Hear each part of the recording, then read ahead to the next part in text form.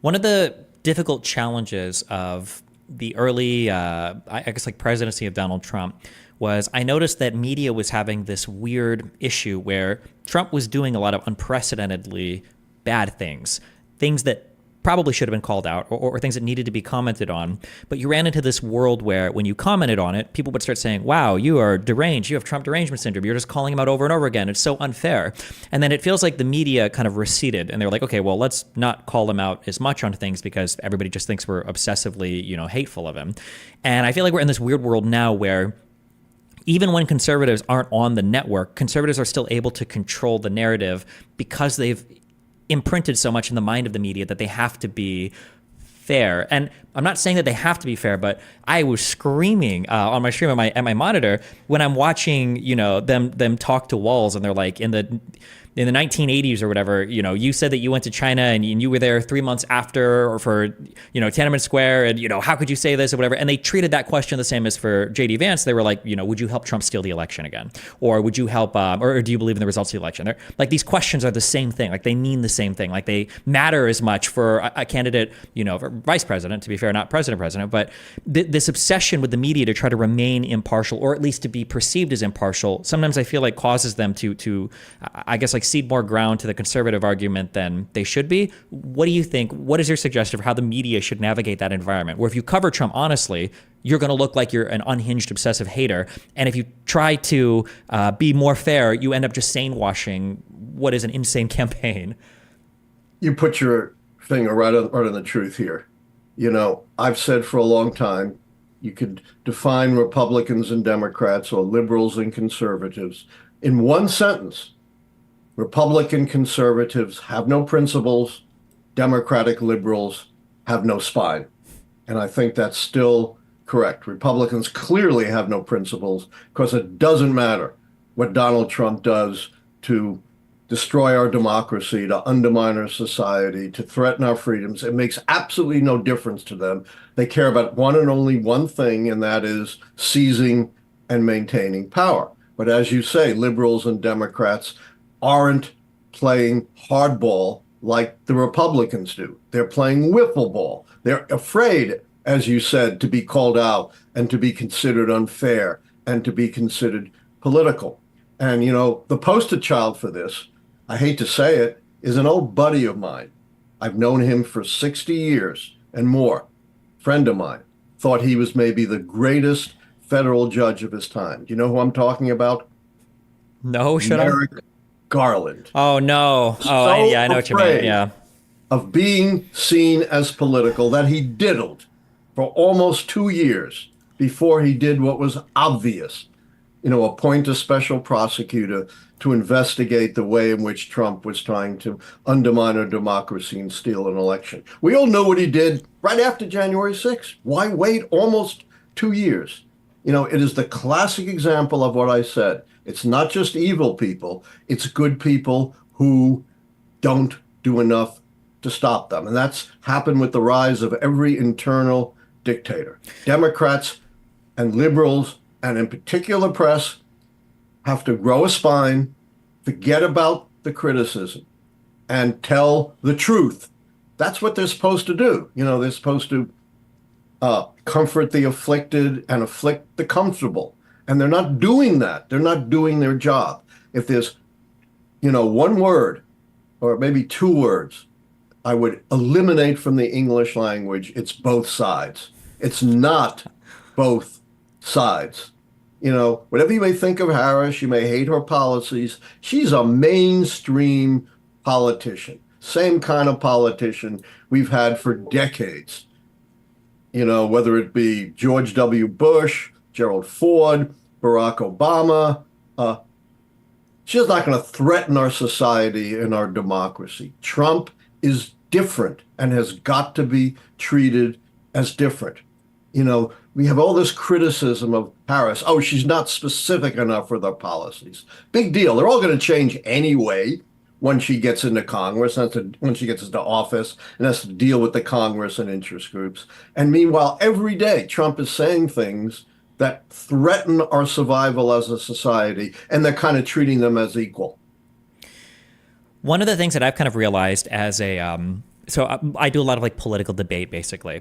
And it's very frustrating that in my world, I mean, I try to do research, I try to be very fact-based. But when I'm arguing with people, I notice that sometimes there's a different set of rules that, especially on the conservative side, you can kind of bounce from thing to thing to thing to thing, and you might not know anything about a particular thing, but when you land on something, you decide to fight on that hill and die on it, but you'll be ignorant of everything else. So, for instance, if you were to ask a conservative, do you know anything about false slates of electors in 2016? I don't even know what an elector slate is. Okay.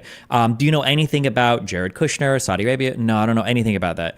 Okay, do you know anything about, Trump's New York State case or what happened at Mar-a-Lago? I know that it was all corrupt. Okay, well, do you know anything about Hunter Biden? Oh, Hunter Biden worked for Burisma for these years. I know that he communicated with this prosecutor. I know, blah, blah. Like, they know everything about these particular facts, that they've seen disseminated on right-leaning media over whatever particular conspiracy they believe in, right? They can give you the exact number of cats and dogs that they think were eaten in Springfield, or they can tell you exactly how many machines are creating the hurricanes for Florida, or whatever. They have all these things in their mind.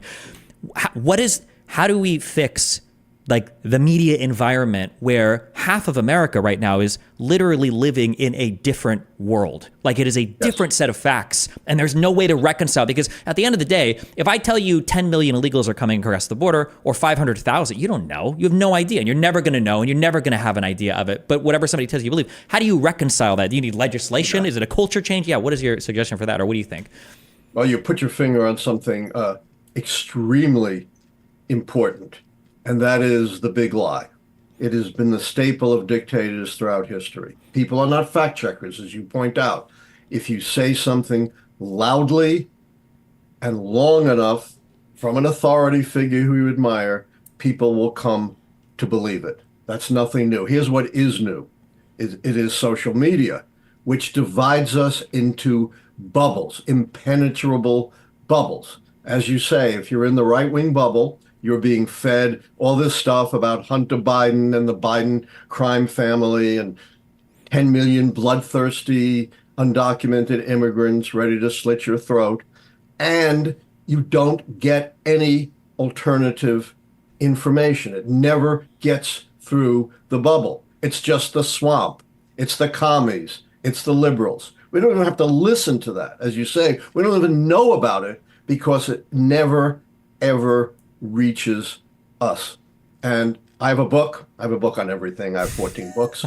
This is called 13 Cracks, Repairing American Democracy After Trump, in which I talk about you've got to go after these media companies and begin to change the algorithms and open things up and break these bubbles. It's really hard to do, but it's absolutely essential. I also pointed out there are now techniques that are very good. They've even been better refined since I wrote the book, I think in 2021, for instant fact checking. You can't just let people lie blatantly without fact checking them.